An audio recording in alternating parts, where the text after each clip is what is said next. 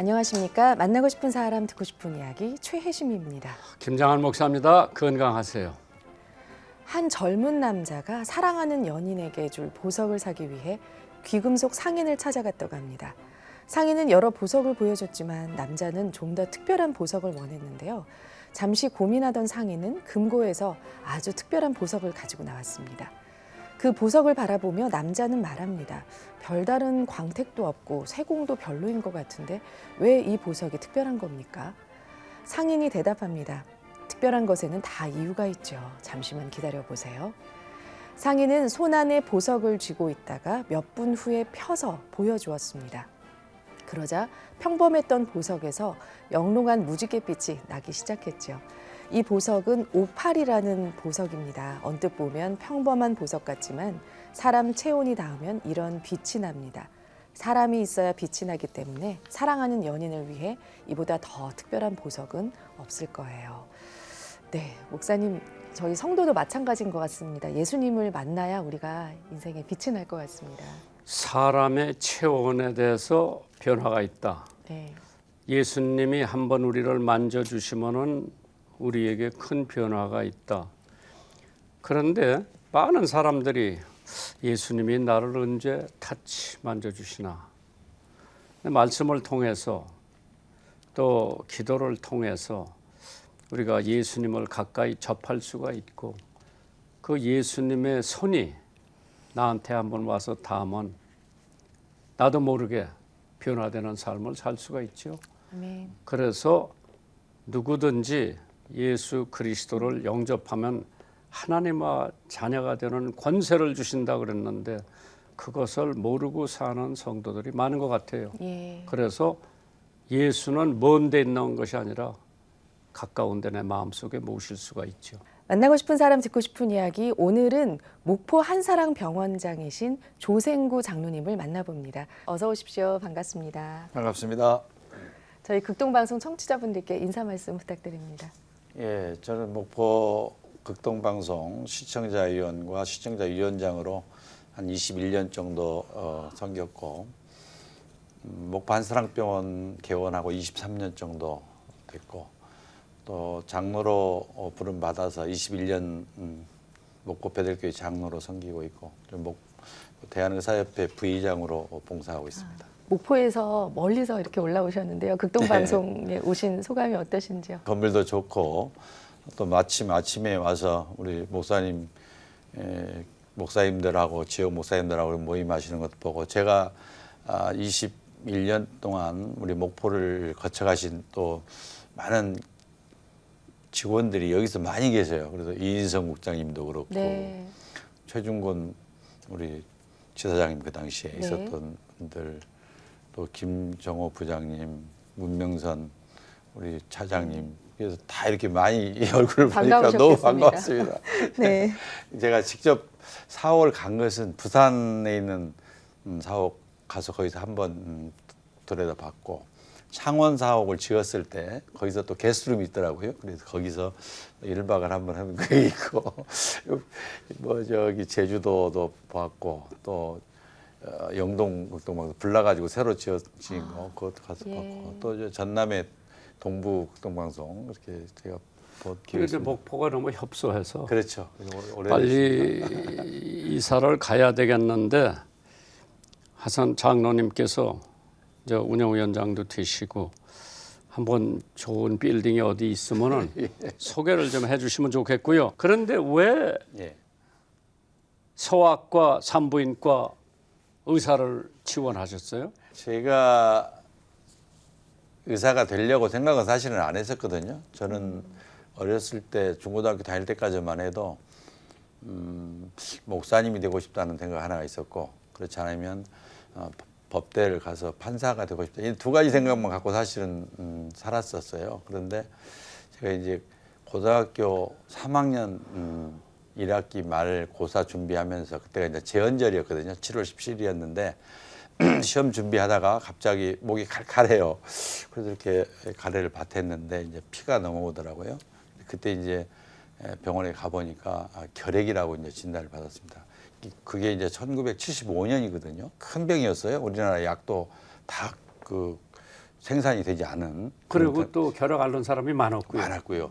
저희 우리 가정에는 또 그런 결핵 앓는 분이 없어서 그런 생각을 안 했었는데 네.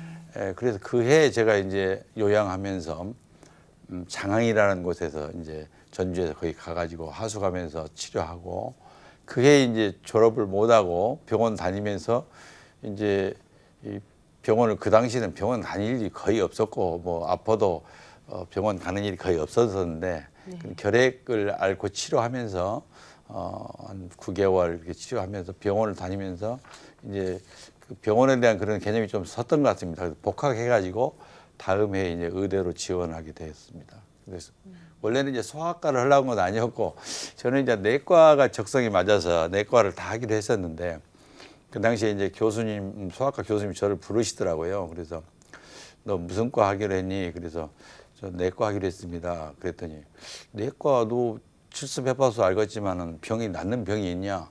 고혈압이 치료하면 낫대. 당뇨가 고혈압 치료하면 낫니? 심장병이 낫냐? 안 낫잖아.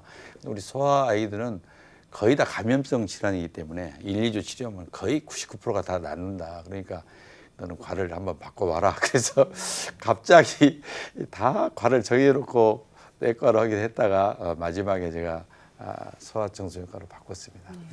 뭐 하나님의 인도하심이죠. 예, 저 전혀 생각도 안 하고 의사의 길을 꿈꿔보지 않았거든요. 근데 이제 제가 고3 돼가지고 우리 형님이 저보다 3년 후에 형님이 계신데 신학대학을 가시더라고요, 형님이.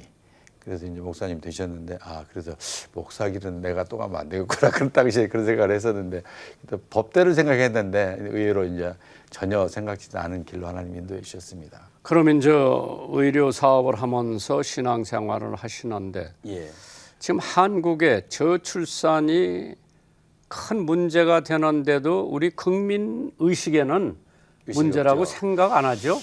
제가 수치로 한번 설명을 한다면 제가 83년도에 이제 서학과 이제 공부하기 시작했는데 그 해에 신생아 출생 건수가 96만 명이었습니다. 근데 지금 30만 명이 안 되거든요, 1년에.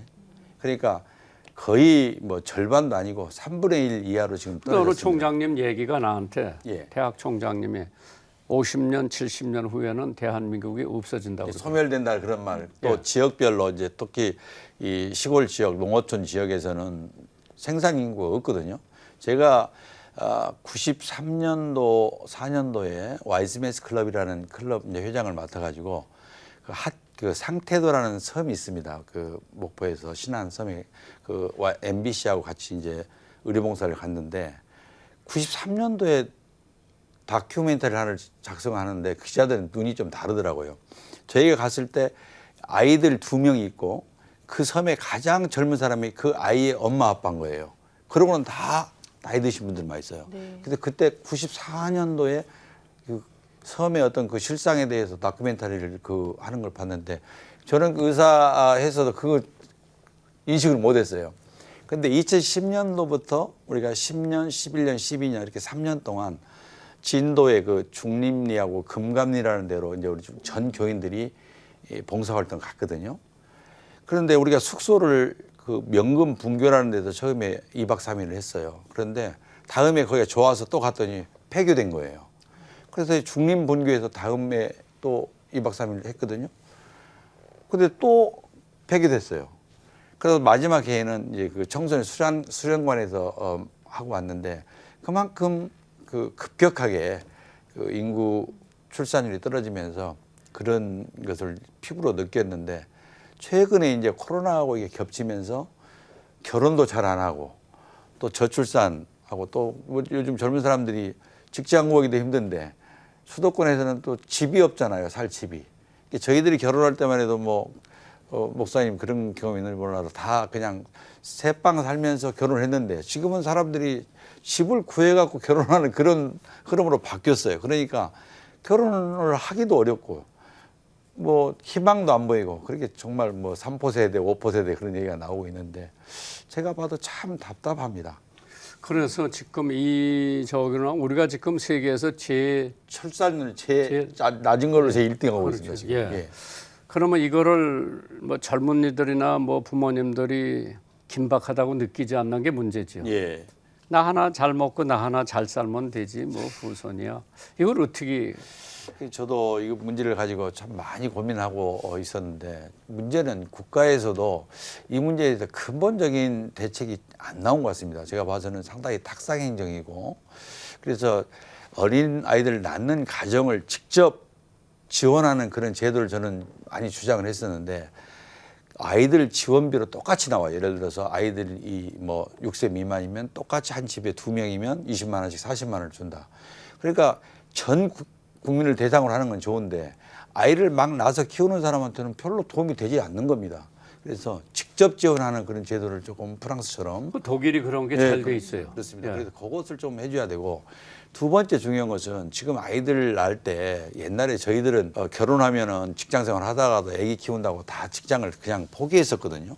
지금은 다 복귀합니다. 근데 제일 중요한 것은 출산휴가가 보통 3개월을 받게 돼 있습니다. 지금 그러면 마지막 한 달은 너무 몸이 무거워서 근무 못 합니다. 그러면 아이를 놓고 실제 복귀하는 시기에는 아이들이 2개월 됐을 때 복귀를 하게 됩니다. 그러면 이 아이를 봐줄 수 있는 예를 들어 옛날 같으면 친정엄마나 시엄마들이 봐줬는데 지금은 10명이면 2명은 봐주고요. 8명은 못 봐줍니다. 뭔 일을 하고 계셔요, 지금. 그러면 이런 아이들을 맡길 수 있는 영유아 전담 시설이 있어야 됩니다. 그 직장 근처에. 그래서 내가 우리 아이를 갖다 맡겨놓고 직장 끝나면 또 데리고 오고. 지금 미리 있는데 들어가기가 하늘의 별 따기요. 안전도에서 제가 그 체크를 우리 지역에서 해보니까 우리 이제 간호부장 또 간호과장하고 3명을 있다 그래서 3군데를 제가 실사를 보내봤어요. 그래서 한번 너네 아이가 같으면 맡기고 근무하겠냐 그랬더니 원장님 안 되겠습니다. 시설이 이렇게 말해요. 안전도에서 안 된다는 거예요. 그래서 그런 시설이 좀 문제고요. 국가적으로 본다면은 사교육비 문제를 빨리 이것을 좀 해결해 줘야 됩니다. 저희들은 뭐 학교 끝나면은 뭐 운동장에서 땅 따먹기도 하고 뭐 자치기도 하고 뭐 이렇게 놀면서 시간을 보냈는데 지금 아이들은 전부 다 그런 시설도 없고 다 학원에서 학원으로 다니면서 학원을 3-4개씩 전전합니다. 지금. 그러니까 사람도 딸려 있어야죠. 한 공간에서 공간을 옮기는 것이 쉽지 않잖아요. 그것도 사교육비도 또 만만치 아니 그런데 우리 정치인들이 예. 경기도민에게 무조건 한 사람 앞에 10만 원씩 준다. 그것이 포퓰리즘이죠. 그러니까. 잘못됐죠. 그렇죠. 진짜 줘야 될 사람한테 더 선택적으로 집중적으로 해야 이런 효과가 나타나지. 지금 자원에서 지원금으로 보면 만만치 않은 돈이 지원은 됐는데 저출산은 전혀 해결이 안 되고 있어요. 지금. 그래서 그 저가로 예를 들어 미국이나 외국처럼 결혼했을 때 예를 들어 10년이나 15년 동안 월 한 50만 원씩 내고 한 20평짜리 아파트에서 살 수 있도록 그런 것을 해야지 집값을 가지고 막 얼마짜리 무슨 도움이 되겠습니까? 결혼한 사람한테는 아무 도움이 안 됩니다. 그래서 그 집값은 그냥 오픈하더라도 젊은 사람들이 결혼한 사람들이 살 수 있는 집은 국가에서 배려를 해야 된다. 그런 생각을 갖고 있습니다. 저 같은 사람도 예를 들어 내가 평생 모아서 한 10억 모아서 야 10억이면 지금 넉넉하겠다 생각했는데 지금 되잖아요. 택도 없어. 안 됩니다. 예. 근데 뭐 집값이 중간 평균치가 10억이 넘어요. 지금 서울 지역에서는. 네. 그럼 뭐 월급 얼마 받아가지고 예를 들어서 연봉이 1억이 넘는 사람이라 해도 그걸 살 수가 없어요. 지금. 그러면 다 이게 절망을 할 수밖에 없거든요.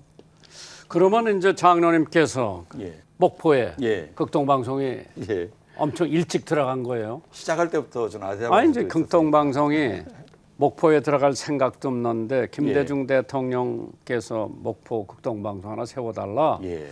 허가만 내주세요. 내가 할게. 그래가지고 나왔는데 예.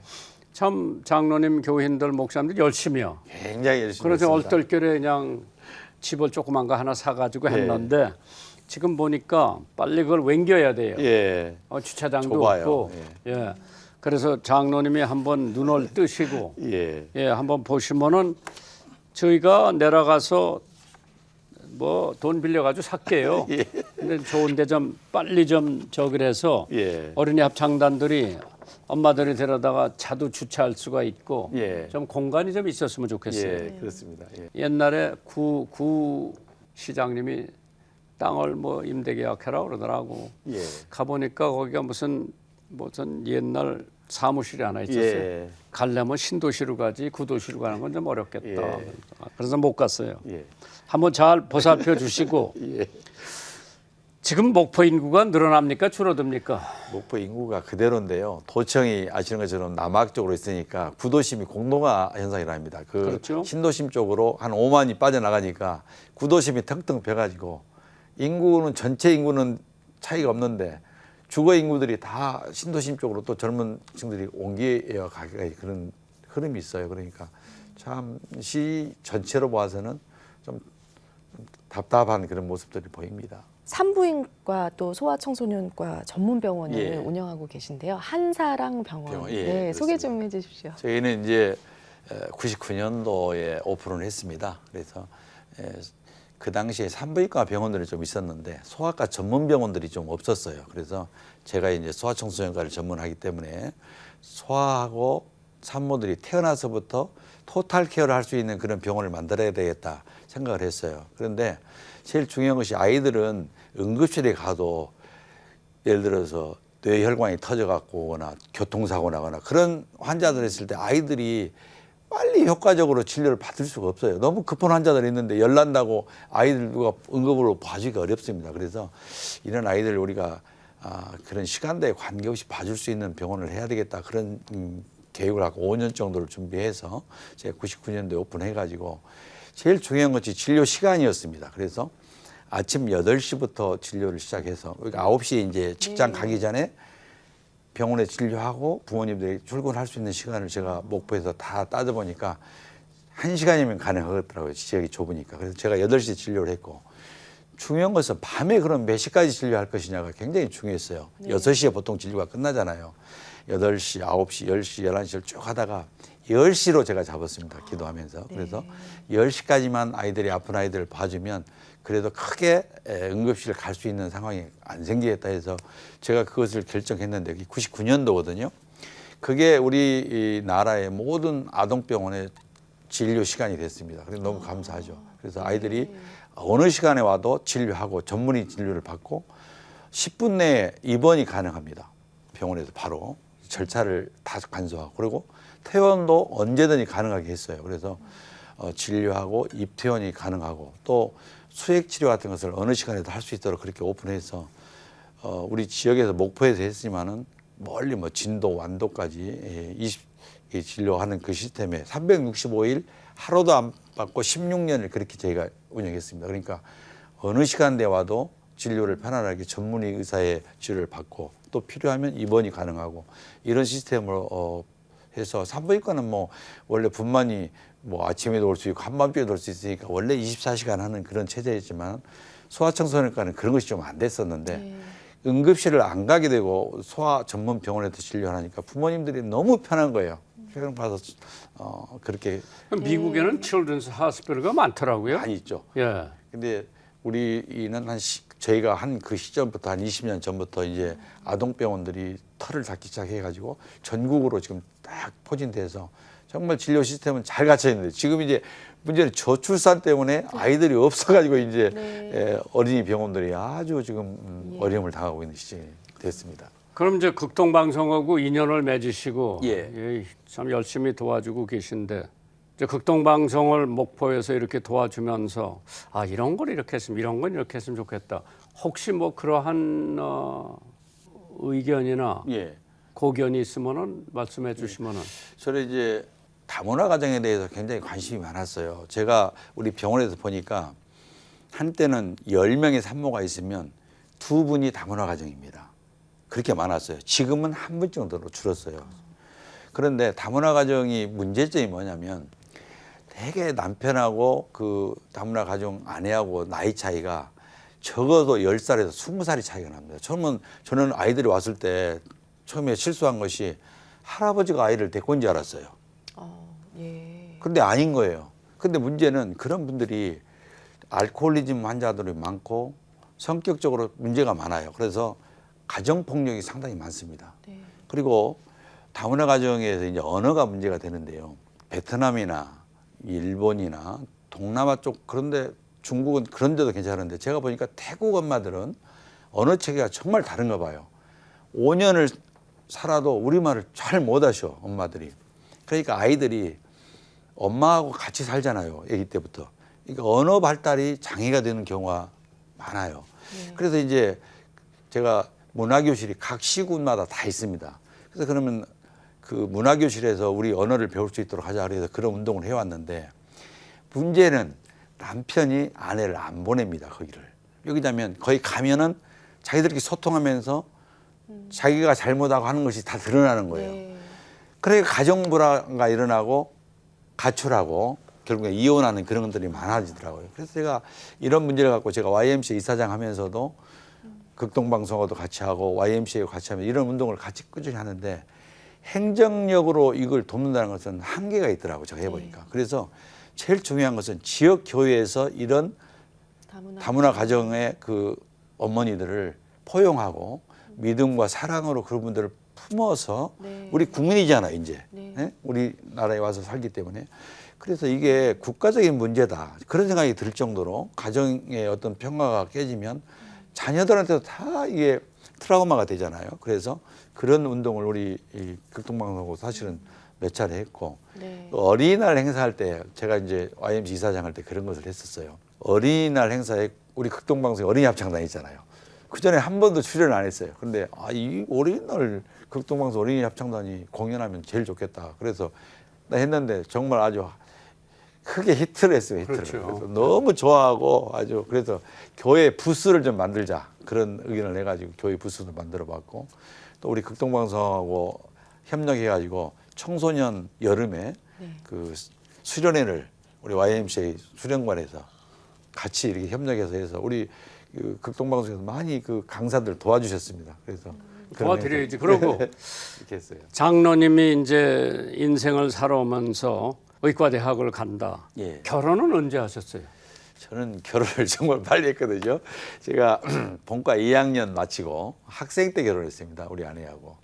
아니 그러면 연애 결혼이에요? 예, 그렇죠. 어. 이제 어렸을 때부터 교회 생활을 제가 했는데 우리가 두 반밖에 없었어요. 시골에서 학교를 다니는데. 근데 일반 반장하고 2반 반 제가 2반 반장이었고 일반 반장이 우리 아내하고 같은 교회를 다녔어요. 근데 면은 다른데 익산의 고향인데요. 거기가 황등면이고 저는 이제 함남이라는 데서 살았는데 이거 친구가 이제 소개를 한 거예요. 거기도 지금 서울에서 장로님으로 계시는 분인데 그 당시에는 부흥 집회하거나 그러면 다 다녔거든요. 그렇죠. 그렇고 또 기독교 단체에서 활동을 하니까 그때부터 만났고 그래서 이제 대학 안에 졸업하고 저는 이제 본과 2학년 마치고 그때 결혼을 했었습니다. 연애 예, 그랬죠. 예.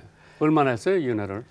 연애를 한 기간으로 보면은 한 8년 정도 된 것 같습니다. 그러면 이제 대부분 양가에서 허락을 해주면은 연애 생활도 쉬웠는데 어떤 반대도 하고 그때는 어른들이 학생 때 그 연애하는 거 굉장히 반대하셨죠. 그러게. 그런데도 몰래. 예, 그렇게 했습니다. 근데 사모님 뭐가 좋아서? 우리 아내가 참 깔끔하고 예뻤거든요. 어렸을 때도 보면 약간 이국적이었어요. 눈도 그렇고 그래서 제가 좀 반했다고 봐야 되죠. 크리스천이기 때문에 네. 또 믿음도 믿음 생활하면서도 같이 어울릴 기회가 많았고 뭐 다른 남자한테 갈까봐. 그랬던 것 같아요. 예. 자녀는 몇이에요? 일남 이녀입니다. 예. 아니 장로님은 9번째 낳으셨다며. 아니 우리 아버지가 9분 낳은 것이 아니라 형 그러게. 사촌, 예, 그러니까 그렇죠. 예. 장로님도 한 5은 낳았어야지. 그렇게 했는데 그래도 뭐 우리 시대 때도 2명 정도 낳았는데 뭐 예. 저희도 그렇게 됐습니다. 지금 그 자녀들은 예, 둘은 결혼했고 벌써? 예. 제가 결혼을 빨리 했기 때문에 그러죠. 제가 65세거든요. 그럼 지금 직업은 뭐예요 자녀들이? 그 아들은 의사하고 있고 며느리하고 같이 서울에 있고요. 딸은 이제 교사하는데 사이도 의사하고 있고 셋째는 이제 아직 결혼 안 하고 그렇게 있습니다. 다복하시구나. 예. 손주는 몇이에요? 손주는 셋입니다. 셋. 예. 평소에 자주 부르시는 애창하는 찬송가 있으신가요? 예. 나의 영원하신 기업 435장이 네. 제가 이제 대학 다닐 때 UBF라는 그런 선교단체에서 훈련을 받았고 제가 그때 네. 목자가 됐었거든요. 그 목자 선서할 때 불렀던 찬송이 그게 435장 나의 영원하신 기업 그거하고 이제 제가 좋아하는 성경 구절은 갈라디아 1장 10절 이 사람들을 기쁘게 하려 하나님께 기쁘게 하 그런 말씀이거든요. 그래서 그 말씀이 제가 이제 생각하는 가장 좋아하는 성경 구절이고 예. 그런 찬송입니다. 목포 하면은 외정 때도 교육 도시로 유명했고요. 그렇죠. 외국 물류를 일찍 받아들였고 예. 그래서 목포 사람들이 벌써 수준이 높죠. 교육 수준이 높고 예, 다른 그런- 지역보다. 많습니다. 그런 예. 것도 많고 원래 그 항구 도시여서 옛날에는 항구 중국하고도 예. 빨리 그 일본이나 이런 데서 오는 물물이 많이 나왔고요. 그래서 많이 개화가 좀 빨리 된 도시입니다. 그런 이제 지역적인 한계가 있어서 더 발달은 못한 것 같은데 그런 교육열이나 그런 것들 또 문화적인 그런 감각이나 이런 것들은 상당히 앞서 있던 것 같아요. 그 문화 예술인들도 많고요. 예. 북부에 보면 그러더라고요. 의료 봉사 활동도 많이 하신다고 들었습니다, 장로님. 의료봉사 활동은 이제 제가 목포에 87년도에 갔는데 88년부터 이제 목포 MBC 그 다음에 이제 다른 클럽들하고 같이 해서 지역 봉사를 그때부터 좀 시작했고요. 본격적으로 하게 된 것은 99년도에 이제 목포에서 예수전도단이라는 훈련을 제가 받았거든요. 그래서 99년 7월 30날 인도로 우리가 전도 여행을 가는데 저 같은 팀 안에 치과 의사가 한 분 있었고 저 한의사 원장님 부부가 있었어요. 그래서 의사가 이제 3명이 껴있기 때문에 그 인도로 12일 동안 봉사활동 가면서 인도 유피주 쪽으로 봉사활동을 그때 하게 돼서 해외 의료봉사는 처음 시작했고, 근데 매년 이제 그때 이후로는 하나님께서 길을 열어주셔서 정말 다양한 것을 볼 수 있도록 그렇게 하셔서 매년 갔고, 국내에는 이제 뭐 고아원이나 또 양로원, 그다음에 교회에서 교회로 봉사활동, 또 목포 근교에 섬이 많지요. 섬도 많고 그 좀 가야 될 그런 낙후 지역이 굉장히 많습니다. 목포. 그러게요. 예. 그래서 그런 교회들 많이 저희들이 이제 찾아가서 했고요. 해외로는 아까 말씀드린 것처럼 이제 거기를 인도를 처음으로 시작해가지고 뭐 네팔, 또 인도네시아, 필리핀, 태국, 또 남미, 볼리비아, 페루, 이쪽 아프리카 많이 다니셨네요. 이런 쪽으로 하여간 내내 가고 르완다 이런 데까지 쭉 그렇게 길을 열어주셔서 또 길도 열어주시고 같이 갈 사람들도 붙여주셔서 갔다 오면 너무 행복했고, 갈 때는 준비할 때는 막 설레고 그랬습니다. 장로님, 마지막으로 앞으로 또 비전과 기도 제목 나눠주시고 마치도록 하겠습니다. 네. 예, 제가 방송 사역에 좀 한 지가 좀 오래됐거든요. 사실은 뭐 그 지역 방송에서는 KBS, MBC도 지금도 나가고 있습니다만은 제가 94년, 3년, 4년도에 아시아 방송 호남본부 때부터 나가서 이제 생방송으로 이 방송을 했었거든요. 근데 제가 고향이 익산인데 제가 이 방송 사역에 대해서 굉장히 그 현장감 있게 느꼈던 것이 뭐냐면은 제가 방송을 하면은 우리 익산에서 듣고 방송 들었다고 연락이 오고, 제주도에서도 그 당시에 이 상담하는 전화를 계속 많이 받았어요. 근데 더 놀라운 것은 중국 연변에 선교사라고 간 우리 친구가 있었는데 방송을 들었다는 거예요.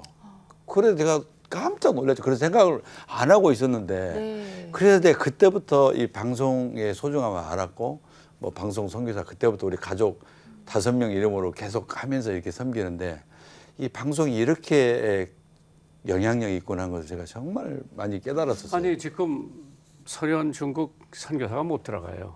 그래서 이 방송을 예, 이렇게 이제 듣고 전파를 타고 들어가기 때문에 하나님 앞에 감사하죠. 너무 그런 게 놀랐고, 제가 이제 우리 병원 운영하면서 99년 11월 13일 날 오픈했는데 2000년 돼가지고 5월 25일 날 이 신호 예배를 드리기 시작했어요. 매월 목사님들 모셔서 하는데 제가 매년 1년에 한 번씩은 우리 목포극동방송 지사장님과 전 직원을 초청해가지고 지사장이 말씀 전하고 우리 전 직원들이 꼭 특송을 해주셨어요. 그래서 그걸 매년 했습니다. 근데 지금 2020년 코로나 지금 하면서 지금 못 했거든요. 네. 너무 좀 아쉽고, 또 개인적으로 좀 아쉬웠던 것은 제가 병원을 개원하고 10년 됐을 때가 이제 2009년도였는데 그때 이제 제가 다문화 가정에 대한 그런 생각이 있어서 집에 전부 다 편지를 썼어요. 내가 10주년 됐으니까 좀 초청하겠다. 그래서 아이들하고 부모님 초청한다 했더니 반응이 딱 2가지가 있었어요. 왜 괜히 우리 집에 이런 편지를 보내냐.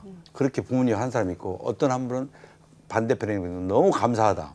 그래서 제가 이제 500명 정도 그 홀을 빌려가지고 선물하고 준비를 했었는데 딱 준비하고 하려고 그랬는데 그때 신종플루라는 병이 그 해에 돌았습니다. 그래서 네. 그 행사를 우리가 못하고 편지하고 선물만 보내고 이렇게 했던 기억이 있는데 이 다문화 가정에 대해서는 정말 우리가 조금 더 마음을 열어야 되겠다. 그리고 어려운 분들 이런 분들에 대해서 우리가 조금 관심을 가졌으면 그래서 좋겠습니다. 우리가 전체는 다 못 도와줘도 한 사람은 도와줄 수 있죠. 그렇습니다. 네, 오늘 정말 극동방송을 정말 사랑하시고 또 지역 발전에도 크게 기여하시는 우리 장로님 모셨는데요. 나와주셔서 정말 감사드리고요. 앞으로도 극동방송 사역 위해서 계속 애써주시길 부탁드립니다. 감사합니다. 안녕히 목사님 가십시오. 감사합니다. 예, 한번 나라가 뵐게요. 예, 예, 새로 예. 빨리 사무실을 옮겨야 되겠어요. 기도 많이 할게요. 아이고 감사합니다, 목사님. 네, 한 주간도 주님 안에서 평안하시길 바랍니다. 만나고 싶은 사람, 듣고 싶은 이야기 저희는 다음 주 이 시간에 다시 찾아뵙겠습니다. 감사합니다.